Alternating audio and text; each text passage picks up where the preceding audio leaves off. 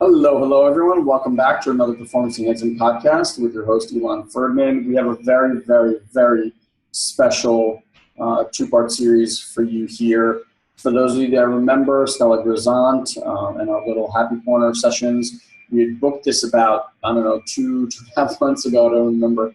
And we got on, and it happened to be maybe the week of or the week after the whole Orlando shooting. And we were just talking about what's happening in our lives, and we were saying, well, what do we want to talk about today? And the topic got brought up, and we thought, you know what, let's put a completely different spin on this than anything that you've probably heard, where other people are talking about the politics and the gun control and the health issues and things like that, and the gay and like all that stuff. We didn't talk about any of that. We really left it completely off the table and really talked about the humanity and what we believe we can all learn from this, how we can heal from this, and how we can grow from this to actually make an impact, not only in the world, but with you on an every day-to-day basis, with your family, with your kids, with the people that you love in your life. And so I'm very proud of this podcast. I think this is an incredible two-part series. I think once you listen, I think you'll be compelled to share this with the people that you love in your life. I just believe it's that powerful. So I hope you really enjoy this part. And make sure that you listen to both parts. I think this is some of the best stuff we've recorded, and I hope you think so too. So enjoy our conversation about the tragedy of Orlando. All right, everyone, welcome back. We brought the clan together again. Let me do this. Yeah, so excited. Happy Corner back in effect. We were just reconnecting with our long-lost sister. Welcome back, sweetie. Thank you. It's so good to be back. It's been way too long. Way too long. We didn't plan on talking about this when we first set out to do this, but obviously it's a topic that everyone's been talking about recently. So, Sal, I'll let you take it away and introduce it, and we'll go from there. Yeah. We had this date on the calendar to talk, but like a month and a half ago? A month and a half ago. And what's really present, I think, for all of us is, what's happening with, or what happened with Orlando and the tragedy there. And how might we be with the tragedy, but also maybe see the miracle or the growth from it? How do we find meaning in it? How do we honor the feelings that we're having? And so just to have a conversation about that. Yeah. And I just want to preface, this is not going to be about political or gun control. I mean, you probably know that by now based on the three people that are here. But mostly from a standpoint of, as a human being, like you, human being you, what could you be responsible for that we as a global consciousness never have to experience these things again? And I think, I saw an amazing video right now on gun control. Like, I shared it because it was just really freaking well done. But I don't think that that's the issue. I think that's a cause from an actual issue. And that's really at the heart of what I think we all want to talk about today, the human side of it, and what can we all kind of pull from this? So, bro, you want to maybe kick us off? You know what? I actually want to hear your guys' point of view on it. Because obviously the typical debate is between gun control and then like mental disorders, and I haven't really bought into either one of those. I believe in the gun control to an essence, but again, I don't want to turn this conversation into that. However, from my point of view, I had mentioned before we got online, like, for me, these people feel excluded from society in some way, or have segregated themselves in some way, or have such a strong and or limiting belief, depending on which side of the coin you look at, about what is life, what is right and what is wrong. And from my point of view, that's just human design right now. The way that like society has been brought up, we all have that. So we have like, the very minimal cases of I'm just kind of hurting myself, low level day-to-day depression, sadness. And then we have the extreme side of it where people are just in so much fear, right? That like those conversations within themselves are creating so much fear that they act out on it, or they join organizations like ISIS to try to even find inclusivity because they're so excluded from their society. So that's kind of how I wanted to shape the conversation. But honestly, I haven't even heard Elon's take on it at all. Like we haven't had a chance to talk in the last few days. I haven't really talked to anybody about it because for me, like the first reaction was, this is awful. I can't believe this has happened again. And here we go, the same rigmarole, on the news and on the thing. And yes, everyone in the news feed, it's like very touching and like we are all very present to right now. But it's like, okay, how many times are we going to do this shit? Because like when Newtown, right, that happened in Connecticut? Like when that happened for me, I was like, okay, if we don't do something now about this, like we're never going to do anything. So like I actually found myself getting like immediately resigned to the whole thing. And not that I'm not like sympathetic to what's happening. I'm just resigned to the conversation because it just doesn't move. So I would love to hear like your frame on it and like how you received it and what your initial thoughts were. You want mine or Stella's? Usually ladies go first, so we'll take Stella. Let's do it. Well, I kind of feel as pissed off, I think, as Guy, you're saying, it just feels like the same shit over and over again. And why aren't we addressing the root of the issue here? For me, it feels like our country is pathologizing when you're not happy, that something's wrong with you. Like, so if you're sad or you feel like an outsider or you don't look like someone, like whenever we don't feel right, there's something wrong with us. And so that, and again, like I cannot in no way offer just like this blanket simplified perspective of why this is all happening. But when people feel like there's something wrong with them, and we become lonely and isolated, like you were saying, it's a vicious cycle. And, there's research that shows that chronic loneliness debilitates your ability, your executive function. Like you start making really bad decisions and you feel really alone. You will make bad decisions about who you connect with, how you feed yourself, what you do.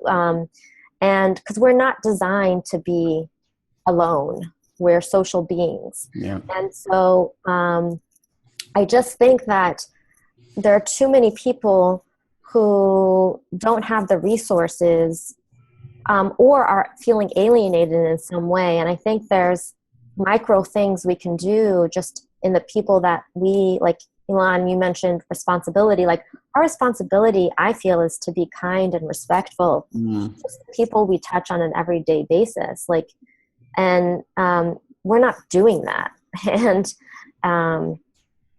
And so for me, and the reason why I launched, I don't know if you guys know about like my ice cream truck, like how I had a truck where like people get to like scream their heads off and like blow off steam. And like I literally like I had a truck where like in the middle of Manhattan, I'd like let people come on in for free and just like blow off some steam. That's awesome. But, like it's normal to feel so angry or upset that you want to scream. And I didn't want people to feel like it wasn't normal. And that's our problem, is that we feel like there's something wrong with us. And so of course there are probably people with medical disorders and who need treatment. But it really starts with, I think, the small moments and how we treat each other. And that seems to be, for me, and I haven't been able to articulate, I don't know if I am, but like it starts with the micro interactions we have with just the people on the bus and the people at the grocery store and the kids on the playground. And I think that's where it starts. And we have laws to protect kids against drugs, But what are we doing to teach, kindness and tolerance and acceptance? Yeah. A lot of things going through my mind. It's funny how I think when you get to a certain level of understanding of humanity, and I'm not saying that any of us like have mastered that by any stretch of the imagination, we're just in that game, right? I think it's very frustrating to see this stuff continuously happen. And you're like, how much more shift in the world needs to happen so that we never have to see this again? Because I think all three of us, that's the thing we're playing. Like, I don't want my kids to grow up in a world where that shit happens. I'd actually be embarrassed if that's the world that they get to grow up into. So I think the first thing to just understand, as the media that we have portrays always the negative things. Like, so we're bombarded with all this negative stuff. But when you kind of step out of that and you look back at evolution, let's say from a 1,000-year view, 500-year view, 100-year view, like, we've made insane, tremendous strides during that time. Yeah. The things that people were just being wiped off the face of the earth, like, that no longer happens. Yeah. So yes, it's super easy to always focus on what's wrong because our brains focus on what's wrong. That's just how we're programmed. Knowing that, just knowing that is a step in the right direction. Knowing that, like, you can step back and always find good. And I think, Stella, like, on the first interview we ever had, we were talking about the camera lens, right? Like, what you focus on, like, that's the movie that you get to see. So I think that's really important to understand. And for me, how and I'm not saying this is true, but this is just like my way to reconcile this shit. I always look at the positive force that's happening. Yeah. I mean, there is a movement, a current, like, Guy and I coach people, you coach people. There's a movement of people being woken up. They're just, they realize there's got to be more. They realize they're going in way more than even 10 years ago. I mean, the fact that meditation is becoming the norm, it's like astounding, right? So I look at it as, like, for every positive action, there's got to be an equal negative reaction. And so sometimes when I see this stuff happen, I'm by no means ecstatic, but I just kind of know the world is in balance. Like, animals in the wild, while it's vicious to watch a lion maul a zebra, that's how life is, right? Like, it's just so. Sometimes when I see how horrible stuff is getting, I also know that it's only happening because there's an equal goodness force happening in the world. And this is just the world, like, that reaction trying to keep in balance. It's the Matrix, right? Like, Neo got stronger and then the agent got stronger. So that's how I kind of reconcile the whole thing. And with all the books I just read, I was talking to a guy like Michael Singer, The Surrender Experiment is brilliant. I just started reading Stuart Wilde, Infinite Self, all kind of having to do with the same thing, which is our ego is a judging machine. That's just what it does. And unchecked, like, it doesn't matter how much stuff you do, it always wants more. It doesn't matter how much you love, it always needs more. Or how much you hate, it always needs more. It's just like this nonsense that just drives people nuts. And so unchecked leads to this shit. And you mentioned, like, educating kids. So if I grew up, because it took me 21 years and going to Landmark Forum to figure out, holy shit, I have this ego, this voice in my head. But imagine knowing that when you're 5. Exactly. Right? Imagine knowing that every other person has this thing. And so when your friend at school talks to you about how they hate this girl or hate this person or hate this race or hate this sex, you have the tools to go, dude, check your ego. It's not even you. It's this thing. Get it. Yeah. And boom. So my game from this whole thing is Spread that, Yeah. right? More people, like you said, do it at a micro. Your friends, your family, don't let this shit go unchecked. Well, I think that's the point. Like, with our generation, right? Like, I'm not of the mind that we're probably going to be the generation that changes the planet. We're probably the generation that's going to kick down the door. Our kids are much more likely, in my opinion, to do that, to change the world. Mostly because they're going to grow up with a really different conversation. And I think part of our generation's job is to be like spread this message. But we're still doing the work from like. We're still the generation that knew life before television, before the internet, and now like after the internet. We're also the generation that didn't really have spiritual philosophy, and now is like really awakening to it. But we have to do all that work to try to kind of get ourselves back to the way that we were, which was whole and perfect when we were kids. I look at Elon's children. There's a life about them that I genuinely hope, does not get diminished or does not get distinguished. What's the word I'm looking for? Extinguished. Thank you. And I don't believe in the school system as a whole, and I really wish that was something that we can transform. But when money is the prime factor behind every single decision made in our country, of course, guns aren't going to be taking off the market, and of course, nothing is going to change, because what nobody ever says is that, hey, just follow the money. Basically, that's where the decisions are made from. So I look at like grassroots movements, like people like what we're doing, what Stella's doing, just coaching. It's like what we're coaching is independent paradigm, right? We're not like, hey, there's a religion out there, there's a dogma out there that if you adhere to, you're welcome to the promised land. We're just saying, like, find your own truth. Let us assist you in the process of finding your independent paradigm so you can discover your own truth. I'm very opposed, and I'm not like against a world, but I'm saying like I'm opposed within me of somebody telling me how to find truth versus on the discovery mission of my own.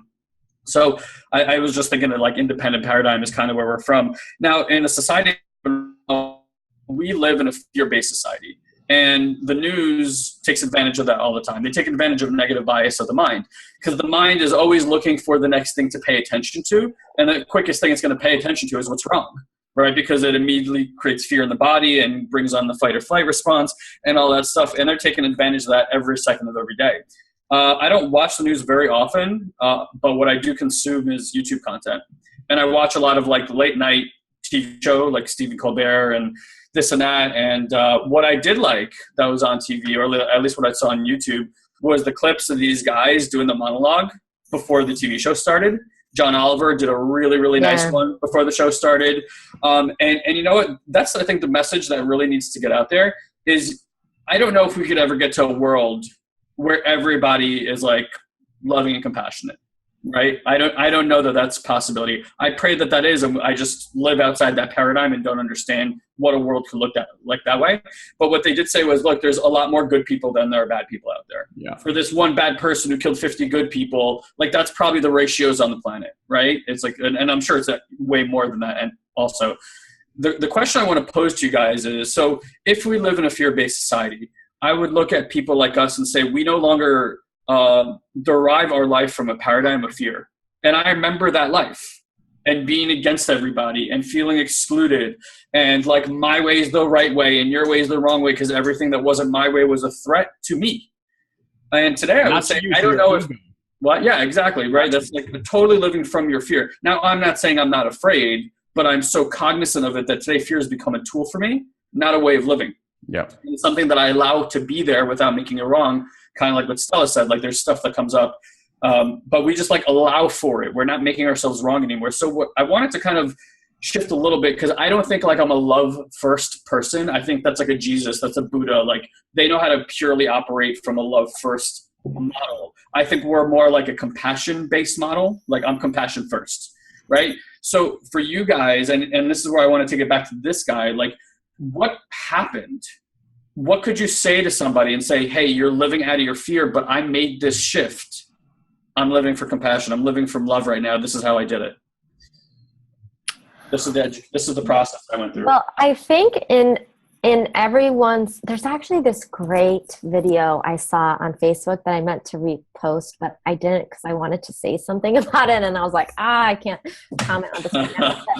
There's, it's like a CIA agent who used to be undercover. I don't know if you've seen this. Like, oh yeah, I saw her roaming around, but I didn't watch it yet. And she was just like saying that, you know, it's amazing how similar, you know, the people who we consider our enemies are to us. Because in everyone's mind, everyone is doing something for a higher good and out of potentially love. I think when we see violence and we see expressions of what happened in Orlando, it's a very tragically expressed need of love or of acceptance of whatever it is. So I think like wires get crossed. I think we're all seeking the same thing. But it's just that the way we yell for help, some of us have better coping mechanisms for doing that. We can call a friend, you know, we know like you were saying, Guy, like you don't let fear control you, you acknowledge it. Like you've already developed that skill. Whereas, not everyone knows how to cope, and we're all feeling the same shit, and we all have the capacity for greatness and of evil. But we just don't know, we don't have the language or the tools to kind of get our needs met. And this guy, I have no idea, because I think my husband posted that they found out it wasn't really terrorism. He just kind of did that as a ploy to hide his homophobia. Is that right? That he's gay and that he wanted to. Like, oh wow, that's another. I heard his dad, I guess, had said that he thinks that this happened because he was walking with his son and they saw two guys kissing, and this guy just lost it. That they would do this in front of his son, and then he just kind of like kept replaying that thing over and over and just got more and more and more irate, and eventually it ended in this. Yeah. I mean, I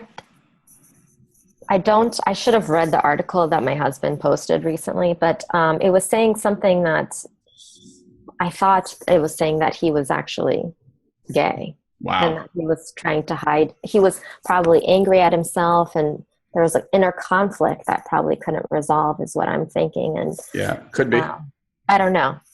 I should know. And how would anybody really know, right? Like it's all conjecture based upon like little points of his life, of actions that he's taken that people are making assumptions off of. Like who knows what was going on in this man's mind? But to come to a point where you feel gratification or your self-expression has to be done through violence, it's pretty mind-blowing to me. But you know, when we may have talked about this also, like when I came out of Vipassana, you know, the Paris attacks happened during those 10 days, and I didn't know. So like I didn't know till like a week out, because it happened like a few days into it. And I had a really different experience with that attack because of where I was in my body at the time, like how sensitive I was. And I like, it's really difficult and abstract to explain, but I could literally feel the whole of the human race inside my body walking out of that coursework. And so when I heard about it, I started crying, and I was surprised at my own emotion, because I wasn't crying for the victims. I was crying for the people who were doing the shooting. And I was really crying for both, but I was surprised that I was crying for the people who were doing the shooting. And the reason I was crying was because it was the first time I felt no anger towards somebody who created that kind of violence. And what I felt was nothing but compassion, because I understood in that moment that those people grew up in the world with so much hate, with so much shit, with so much awful stuff that they've seen, that with inside themselves, the only way to self-express and show people what they're dealing with is to create just as much anger and violence and hatred to show other people what they're dealing with, right? Mm-hmm. So whatever this guy did, and guys, we all know this, right? When you look out in the world and you see somebody doing something to you, like you get upset, you're like, oh, I see angry people everywhere, I see judging people everywhere. Why? Because you're angry and you're judgmental, right? And you tend to act in accordance with the things that you want to hide about yourself. That's why so many politicians, right, who are anti-gay end up being gay. Like, It's like you want to hide the identity, the thing that you're ashamed of. So, that would align for me with him, that there could have been something like that. Like for me, the word homophobia is ridiculous. You're afraid of gay people? No, you're a fucking angry asshole. Like, there's nothing to be afraid of when it comes to gay people. They're not going around like beating you with like dildos over the head. As you walk down the street, like, what are you afraid of exactly? Like, where is this phobia coming from? This unfound phobia.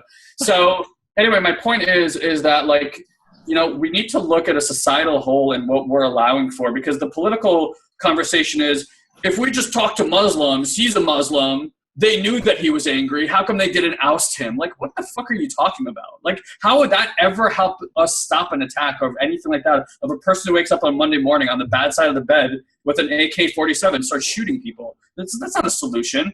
So I think we constantly have to look at, like, what are we teaching people, right? But if the social integration system is school, like the school system really is the social integration system, and that entire thing is just built upon the one conversation of this is right, this is wrong, you're gonna grow up with the mindset of you're gonna judge yourself and every other person through that vantage point, and that's what we see over and over again. I'm not sure, and religion is like that too in a lot of ways, right? Or organized religion, I should say, is like that in a lot of ways too. So Yeah. I know I'm thinking big, but like if we were to want to alter that conversation needs to be altered, right? Like the assessment of right and wrong at like the level. So again, I want to go back to the question I asked you guys. Like you guys, I feel like we've all moved away from a fear mentality. And I know that even though I do judge things in right and wrong, I have some awareness in that space that allows me to not take crazy actions in my life anymore based on those assessments. Yeah. If we were going to look at that as a societal whole and change that conversation, how could we go about that?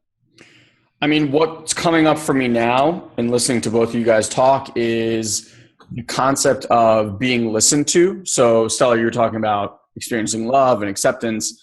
And I'm a big believer when people ask me, how do marriages work or how do people have amazing relationships? I don't think love is the answer, honestly. I think communication is the answer. I think communication equals love. The more communication you have with someone, the more you love them. And I know we can get into like little things about kids and this and that, but there's a purity there. I think these people have an issue. There's no way to externalize that issue because in wherever they are, they can't communicate it. And I'm not saying that they haven't said that thing. He was definitely saying, I fucking hate gay people.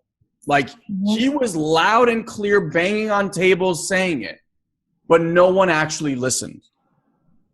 Because if that conversation was listened to, it would do what is normal for conversations to do, and that is disappear. So I think creating and truly in all the personal development work that we've ever done, I think this is the most difficult skill to develop is being able to listen and listen from nothing with no judgments that we've been talking about, with no anything. It's just get that other person. And when you get that other person, they feel gotten. And that's what we all want. Mm-hmm. We all want that love and acceptance.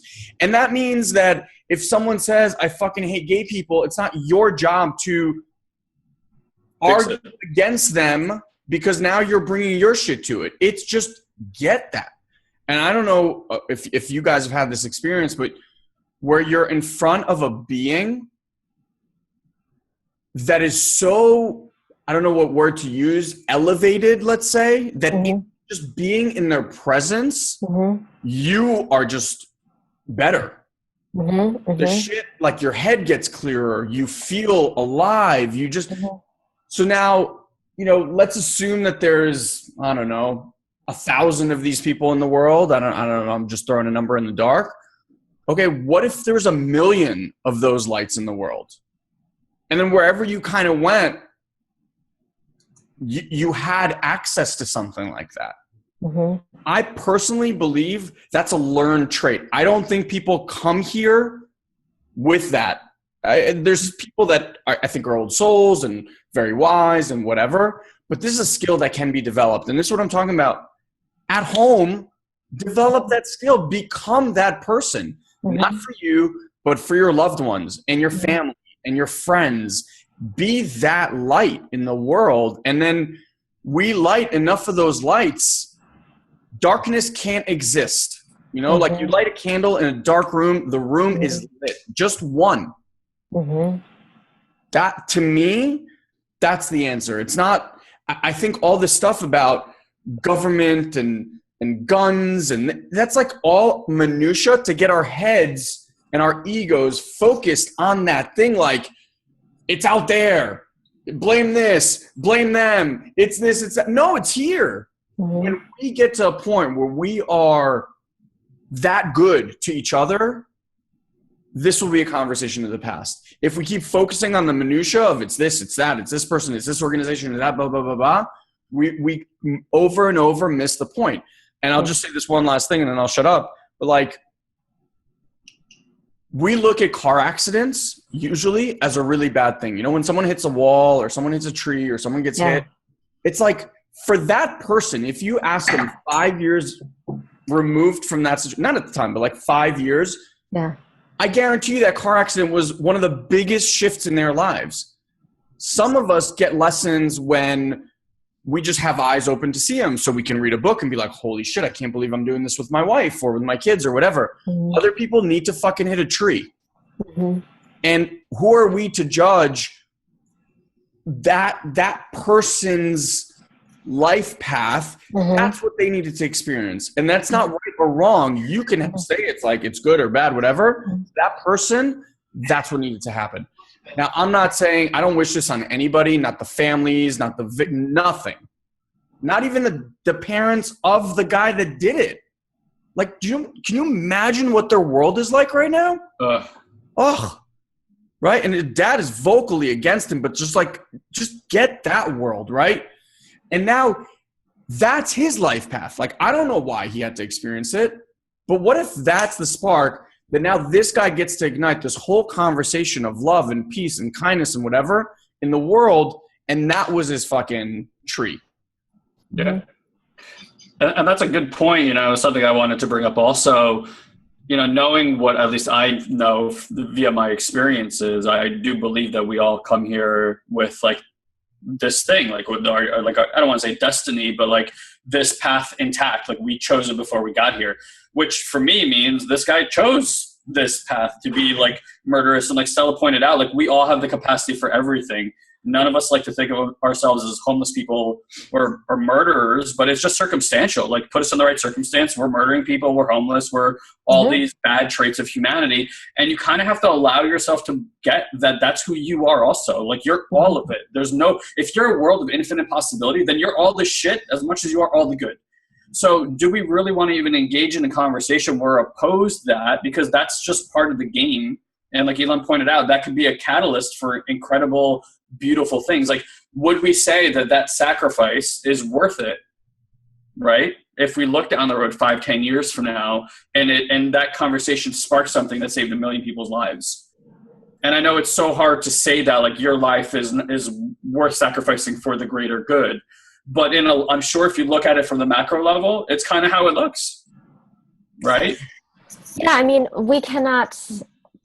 I don't think we have the power to deduce that. And if you believe in like a higher being, consciousness, God, whatever you want to call it, then that kind of knowingness, I think, is there. And there could be like an intelligent design behind all of this to like wake us up.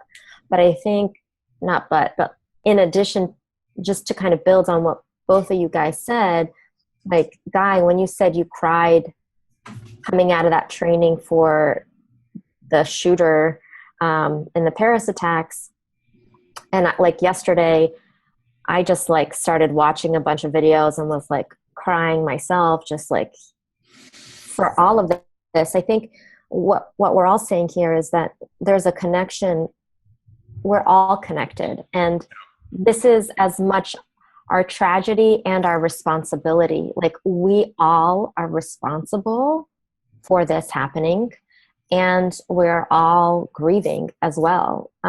Like, we're all connected. And, you know, you see evidence of that when you see the vigils and you see how people are gathering.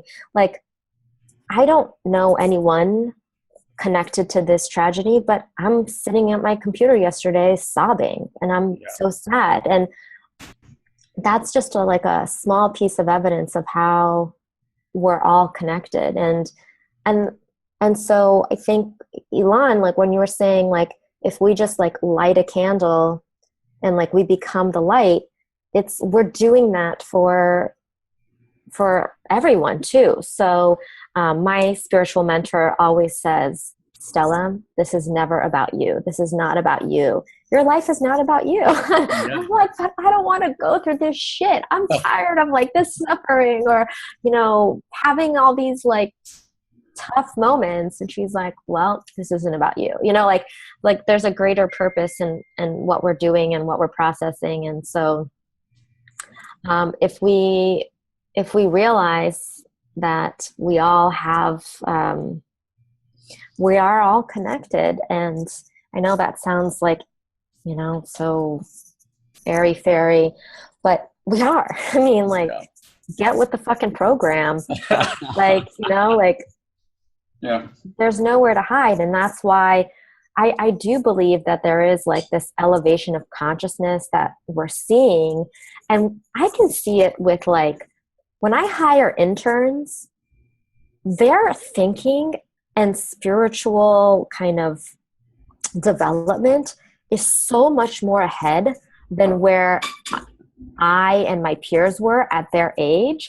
I think every generation is just absorbing things and coming in so much more elevated than the previous generation. Like, you just get things, like there's definitely this kind of ascension I see happening.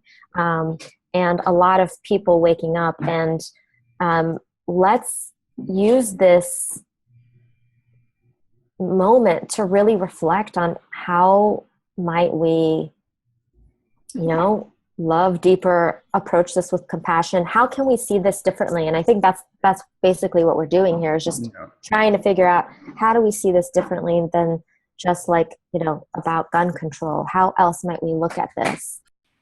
So I really hope this message, at least this part, gave you a little bit of a different way to look at the situation and the tragedy that so many people are impacted by, and got you focused on the more important things, the internal things, the things that every day you can go out and do, versus gun control and, you know, people are sick and all this stuff like that. That's completely out of your control, but just sucks your energy and has you focus on the things that really, honestly, don't freaking matter. And I'm really proud of this podcast. I think more so than a lot of others, because I think it hits home. I think it cuts through the BS, and I think it really nails what the core issue of being human and not accepted and not loved, and how that's really impacting all these other people.